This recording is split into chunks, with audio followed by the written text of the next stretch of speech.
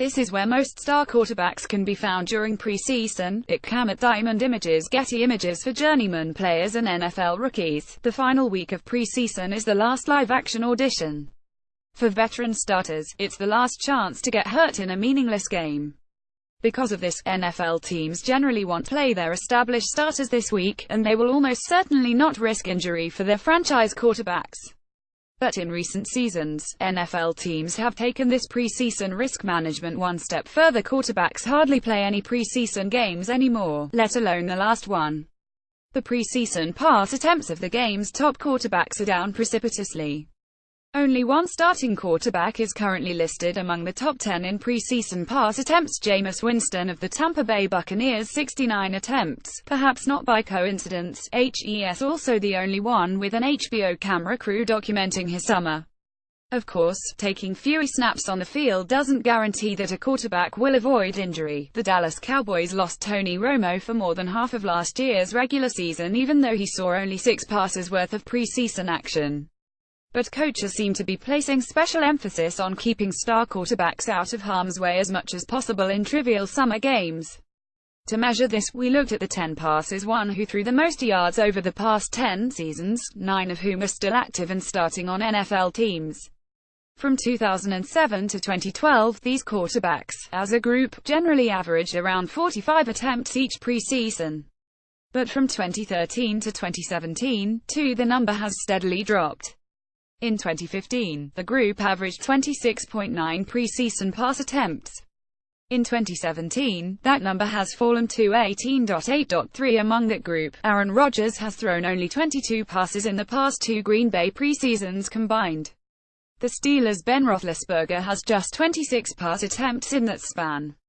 The preseason throws for those 2 quarterbacks over the 2007 and 2008 preseasons were 113 and 74, respectively.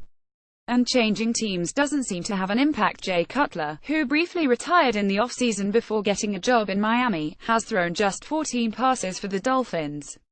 By comparison, he threw 42 for the 2014 Chicago Bears.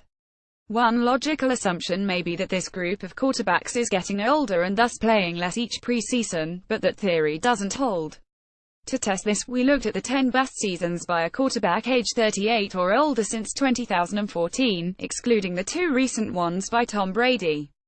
The average number of preseason pass attempts among this group was 40.1, including 54 by Peyton Manning in 2014, 49 by Brett Favre in 2007 and 58 by a 41-year-old Vinny Testaverde in 2004.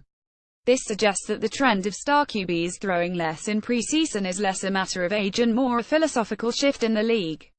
NFL teams are clearly aware that the most prized assets need to be protected. The Minnesota Vikings did not have Adrian Peterson log a single preseason carry for 5 years. And the Denver Broncos this year have barely played star pass rusher Von Miller, the key to their fearsome defense. But that hasn't stopped preseason injuries from derailing seasons before they start. Last weekend saw severe injuries to New England Patriots top wide receiver Julian Edelman, Bears number 1 wideout Cam Meredith and Kansas City Chiefs top running back Spencer Ware. On the defensive side of the ball, the Cowboys reportedly lost starting middle linebacker Anthony Hitchens for 8 weeks with a fractured knee. And last week started with Odell Beckham Jr.'s status for the regular season becoming a question mark when the New York Giants' biggest star sprained his ankle.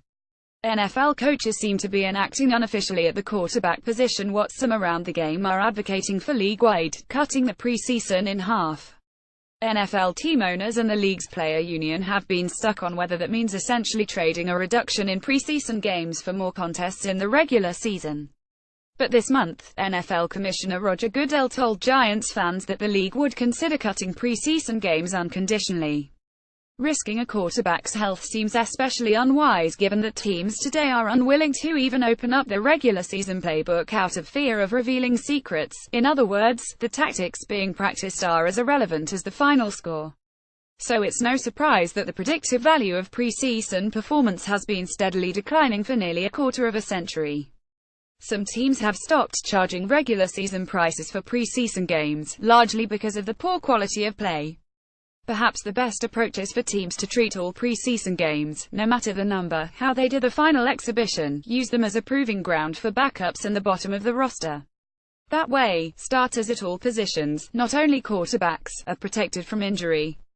But then, with the uniforms and stadiums the only NFL-like things about these games, all teams would have to price preseason tickets accordingly.